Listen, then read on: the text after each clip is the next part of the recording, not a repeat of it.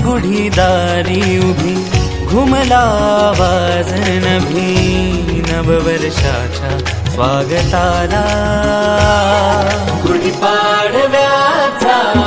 सण आला